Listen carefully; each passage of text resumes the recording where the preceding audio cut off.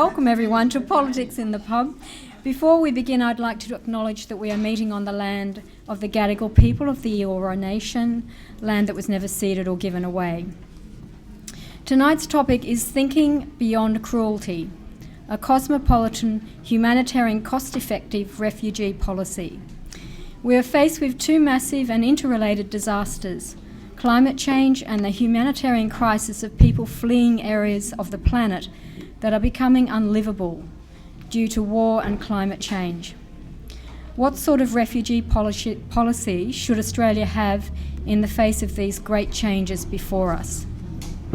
We have two wonderful speakers tonight who have many years of experience and thinking in advocacy and activism for human rights. The first speaker will be Phil Glendenning. Phil is the director of the Edmund Rice Centre and is currently the president of the Refugee Council of Australia. Phil is deeply involved in human rights advocacy, education, peace and reconciliation work, and in raising awareness of the impact of climate change on marginalised peoples. In his work for the rights of asylum seekers and refugees, Phil led the Edmund Rice Centre's research team for the Deported to Danger series, which monitored the safety of rejected asylum seekers in 22 countries and resulted in an internationally screened documentary called A Well-Founded Fear. He was a consultant on the 2012 TV series Go Back to Where You Came From. In conjunction with the Pacific Calling Partnership, he has been part of delegations monitoring the impact of climate change on Pacific Island nations and supporting them at international forums to advocate for change. In 2007, Phil was awarded an honorary doctorate by the Australian Catholic University. He was also awarded the Sir Ron Wilson Award for Human Rights by the Australian Council for International Development. And our second speaker tonight will be Vivian Portsholt. Vivian Portsholt was born in New Zealand, to where her Jewish parents fled from Prague as refugees from the Nazis. This background has inspired her activism for human rights. Since the early 1970s, she has been involved in the women's liberation, anti-apartheid, trade union, and the anti-Vietnam War movement. Since the early 90s, she has worked for a just peace in Israel and Palestine as spokesperson for Jews against the occupation. More recently, she has focused on Australia's cruel policies towards asylum seekers and refugees.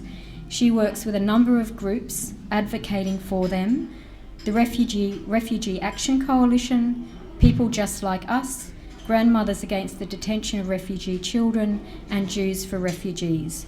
Phil will begin, and Phil has a very bad cold, so take care of him. Good evening all. I'd like to begin by also acknowledging the traditional owners of the country that we're on. Thanks, Pete. And the Gadigal people of the Great Eora Nation, and we note that we're come together on their country in peace. And congratulations to all of you. A wet, windy, cold August night. I think you get the classification as the diehards. So thank you so much for coming out. It is a difficult time when it comes to this topic and this issue in the history of our nation.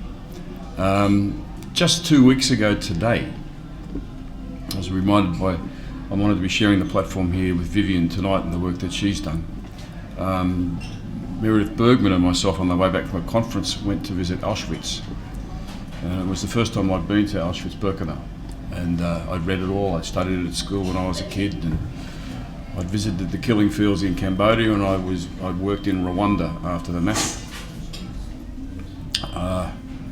But I just found this so compellingly horrific. I was saying to Peter before, once you mention the Nazis in popular culture, you tend to lose the argument. But this is so raw in my consciousness that to see how organised this was, how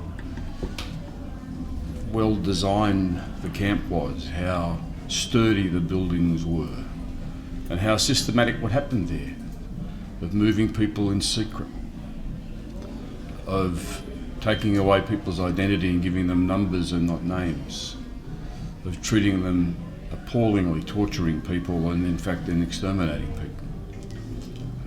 It's a window into the darkness of what probably we're all capable of. And I don't draw direct parallels, of course not. But I do note that when it comes to the information that was today splashed across the front pages of the New York Times by Amnesty International and Human Rights Watch, that 3 of that 5-step process is evident in the policies of Nauru and Manus, i.e. doing it in secrecy, taking away people's identities and giving them numbers and not names, of treating people appallingly. It's my sincere belief that, 10, 20 years from now, the Prime Minister will rise in our Parliament and will make an apology on behalf of the nation for the damage that has been done to these people in our name. And of course you'll hear politicians on both sides saying we have to be harsh and have to be, yes, it's a harsh policy and at times it's a cruel policy, you'll hear the Prime Minister say. About stopping boats, yeah. But the question, of course, is my belief, is that this is not being cruel to be kind, this is just being cruel. And if you look at the evidence, of our history, of how when faced with similar situations in the mid-70s, there was then leadership to protect people, a bipartisan consensus to protect people. And the challenge for us these days is to get back to that bipartisan consensus to protect people and reject the bipartisan consensus to punish people. And I was in Europe and looking at how the Europeans have reacted to the refugee crisis there. And the interesting thing is that the Europeans have decided to focus the majority of their aid assistance to the source countries. So lots and lots of aid and support goes into Turkey, it goes into Lebanon in particular, because these are the places that are carrying the biggest burden. In contrast, Australia, since the Abbott government came to power, has cut our aid for refugees in countries of first asylum. We have absolutely slashed it, and overall we've cut out $9 billion out of the aid budget since the Abbott government came to office, which is the exact opposite of what the Europeans have done. Would you believe a country like Iraq, where we fought a war for longer than we were involved with the Second World War, the amount of aid that we provided to Iraq last year was precisely 0. Now this is the opposite of the European experience. And yes, it's difficult, but history tells us in Australia that it is possible to have a more humanitarian, more cost-effective program than the one that we do now. Locking up people in Nauru and Manus is costing Australian taxpayers $460,000 a day. Yeah, a day. So we're buying each one of those people in Nauru and Manus a 3-bedroom house in the suburbs of Brisbane every day. That's what we're doing. The billions that we've spent over the course of this range from the budget last year, will probably land around the $3 billion mark. Some years it was as high as 5. Malcolm Fraser, before he died, told me that when you factor in the military cost of Operation Sovereign Borders, you're probably not getting much change out of 8 or 10 billion. So this brings us to where do we head for a solution? The resources clearly are there in Australia. The UNHCR, who have the responsibility to care for 65 million displaced people and 21 people who have been found to be refugees around the world at the moment, in our region only have a budget of about $105 million a year. The UNHCR each year tries to raise $5 billion and usually lands around the $3.5 billion mark to do its work globally. Most years we have spent more on detaining a few thousand people in our detention centres and treating them very cruelly. So the resources are there to do something different. When Australia was faced with a similar situation in the 70s, when people came out of Vietnam or coming out of Cambodia or Indochina by boat, the response of our leaders was different. Initially it was to do some of the things we've seen, but it then became clear to both Malcolm Fraser and Bill Hayden, the leader of both major parties, at a time when I think Australia was less tolerant than it is before the last election. Australia was probably a more racist place in the 70s than it is today, though I think the outcome of the Senate may throw that up a bit. And yet they were able to come together to say, we owe these people an obligation. We fought a war in their country. In between 1976 and 1983, 2.1 million people were resettled around the world. In Australia and our partner places, we took about 170,000. 70,000, I'm sorry. At a time when Australians, you would say, would be less tolerant to that happening. But it took leadership, and it was bipartisan leadership. Now, at the moment, we have a bipartisan consensus that we've got to stop the boats. Now, we've got to move that bipartisan sense across to how do we protect the people who come on those boats. And of course, the numbers are tiny and the numbers have diminished. You'll hear the government and opposition speakers say, well, the boats have stopped. Well, have they? In 2014, the UNHCR reported, and last September, the Australian Catholic Bishops' Conference in their annual statement recorded that in calendar year 2014, 53,000 people were still seeking asylum at sea in the region to Australia's north. So it's probably more accurate to say the boats haven't stopped, they've just been deflected. They're not coming to Australia, but they've been deflected. There's still people on the move, which means that the response of a more humanitarian, cost-effective response is to, like we did back in the 70s and 80s, to engage with the region. Okay, so what is it that those people require as they flee? They require safety and security, and they require some legality of their status. Now, at the moment, on their way through the region, people are there illegally, because the countries aren't signatories to the Refugee Convention. But if it was possible for people en route in the journey to be able to have access to work, for their kids to go to school, for them to have access to healthcare, whilst their claims were being assessed with the aim of being resettled out around the world, or to be assisted to go home if it was safe to do so, then you would see the situation where people did not need to get in a boat. The rider, of course, is, hey presto, hold the front page, we live on an island. And people have been coming to this island by boat for centuries. I mean, the mob up in the Kimberley talk about their trade with the Macussans in the 14th century. I mean, people are going to come here by boat, folks. It's how people travel around the world. So we need a policy to deal with that when it happens. But we don't want to see deaths at sea. We don't want to see deaths at sea. We do need to assist people before they get in a boat. Before they get in a boat. The tragedy, of course, of the current situation is we have been contacted, both at the Edmund Rice Centre and the Refugee Council, by people, family members of people who wanted them to come to Australia, but of course of the current policy they have gone the other way and have headed to Libya, and they haven't been heard from again. So are we stopping deaths at sea? No, we're not. And we've brought up the drawbridge of Fortress Australia. Now, better options are available. The Refugee Council's got a 10-point plan of what a more humane, humanitarian and cost-effective process would look like. And some of the headlines in that are this: to work with countries in our region to ensure those services to asylum seekers who are on the move and the legality of their status. To provide more support for refugees in countries of first asylum. So that means it's terribly important that countries like Lebanon, like Turkey, Bangladesh, Afghanistan, Pakistan in particular, are supported in order to keep their borders open. Because if their borders close, we are seriously looking at Armageddon. There's also a need that the UNHCR has highlighted recently for the focus on assisting people to return home if it's possible. Last year, 107,000 of 21 million refugees were resettled. The rest are in limbo. Now, if it's possible for some of those people to go home, they should be assisted to do that. And Australia could be part of that as part of our peace-building part of the aid program, which has been cut to smithereens of late.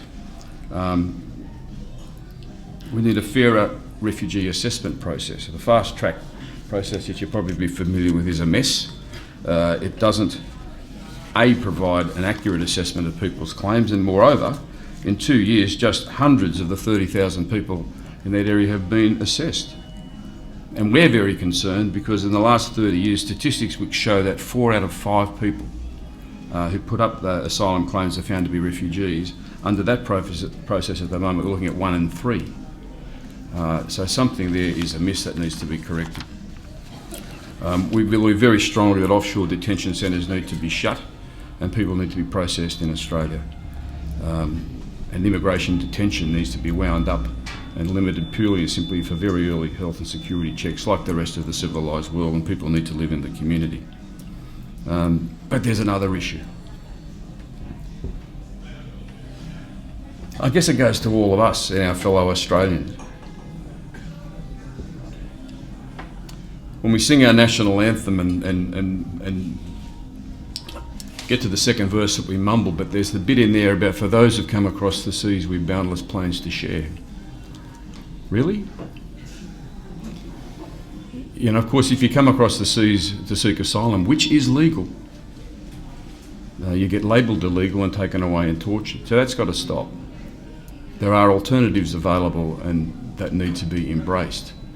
And I think all of us who are here tonight, we're part of the people, I believe, who are looking for that solution.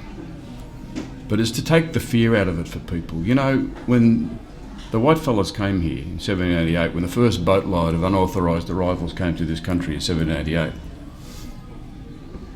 you know, they came to a place that had between 800,000 and 1 million people on it. Within 100 years, that number had been reduced to 100,000. I mean, the good news is now that's up around 600,000 for Indigenous peoples. There's something about us and boats. It's in our marrow. You know, people come to Australia to seek asylum by plane. You don't hear Alan Jones screaming on the radio, "Tow back the planes." You know, shut down Sydney Airport. You don't hear that. But my God, if they come by boat, even though we know that 97 and 98% of Iraqis and Afghanis, Hazaras who come by boat are found to be valid refugees, history tells us that. So when you turn around a boatload of those people and you send them back to sea, we know that you're sending back genuine refugees, which is a breach of international law. When we don't believe the stories of people from Afghanistan and we send them back and they get killed, as has happened, that's a breach, not just of international law, but a breach of the social contract we should have with each other. So there's something about us and boats we've got to get over. And I think part of that's got to go to the language. You know, we talk about turnarounds and towbacks. The Europeans talk about search and rescue. You know, I was in Malta just before I went to Central Europe, and there people talk about search and rescue. And they go out to find people. The Italians give people who've tragically died at sea, they give them a state funeral. National days of mourning are declared. I put it to you, there's something about us and boats. And yet, in 1788, how did the first mob get here? They came by boat. It's almost as if those people who have sought asylum in this country from the sea hold up a mirror to the rest of us to look into and see our own ancestors undertaking the same journey. So that's why I think these two issues are entwined. It's not just about a humanitarian, compassionate, cost-effective refugee program. It's also got to go to the story of how do we deal with the unfinished business of our history in this country. Patrick Dodson talked the other day about the culture of jailing that we see in Dondale, that we see in the prisons in Western Australia, that we see on Nauru and we see in Manus. There's something about us and boats we've got to come to terms with, because if you don't deal with your history, you're bound to repeat the sins of it. You know, people say, how do you get to a more compassionate humanitarian refugee response? Well, one of the first steps is that is to have a decent outcome, a treaty with Indigenous peoples, because it's entwined and it's linked. We do this, as Keating said in the Redfern speech, we do what we're doing on Nauru and Manus at the moment for the same reason. We can't imagine what it'd be like if it was done to us. So the policy parameters that the Refugee Council are promoting, the 10 steps are these. We want to encourage practical regional cooperation on refugee protection to provide alternative pathways for people seeking asylum in our region. That means use the resources we're pumping into imprisonment to pump into protection, to end Operation Sovereign Borders. which I've always thought sounds like something Bruce Willis should star in, rather than a sensible policy. To ensure that all people seeking asylum in Australia receive a fair assessment. We have to thirdly abolish processing and return all refugees and asylum seekers on Nauru and Papua New Guinea to Australia. And if we can have a bipartisan consensus to correct the horror that is now on the front page of the New York Times as a result of Amnesty International and Human Rights Watch report today, that we are using those people as a deterrent, because even under the government's and the politicians' own rhetoric, they think the boats have stopped. So why then do you keep people on Nauru and Manus? Because you use them as a tool. You know, and Immanuel Kant said all those centuries ago, you know, human beings are not a means to an end, they are an end in themselves. So that's got to stop. Fourthly, we need to reform immigration detention by developing legislation to introduce a time limit, establish a clear system of judicial review and prevent the detention of children in closed facilities. Improve support for asylum seekers in the community by revising their income support rates and provide greater access to essential support services such as education, English language classes and employment support. Sixthly, reinstate a fair status determination process with equal access to protection for all people seeking asylum, regardless of how they arrived in Australia or whether they held valid documentation at the time. And I've spent a lot of time in Afghanistan over the last few years. How would you get valid documents when you're on the run from the Taliban is beyond me. One of the ways you can often assess a person who's got valid claims is they don't have valid documentation. 7, we seek to end discrimination based on the mode of arrival by abolishing policies which deny access to services and entitlements when a person's arrived by boat. Number 8, improve protection for unaccompanied children by establishing guardianship arrangements independent of the Minister for Immigration and enhancing support for this particularly vulnerable group of young people. 9, improve protection for stateless people through introduction of statutory statelessness status determination procedure. And number 10, let's end the demonisation of people seeking asylum by replacing politically charged rhetoric, negative rhetoric, with factual information and respectful discussion of refugee issues. Now that last one probably sounds a bit motherhood pie in the sky when we look at the outcome of the Senate vote, but it is essential. The one thing that is reflected in my journeys in Poland and in Cambodia and Rwanda, that a lot of this stuff starts with what they call the biased attitudes. And then biased attitudes lead into biased actions. Biased actions lead into active discrimination. Active discrimination leads into violence, and violence leads ultimately to genocide. The Anti-Defamation League call that the pyramid of hate.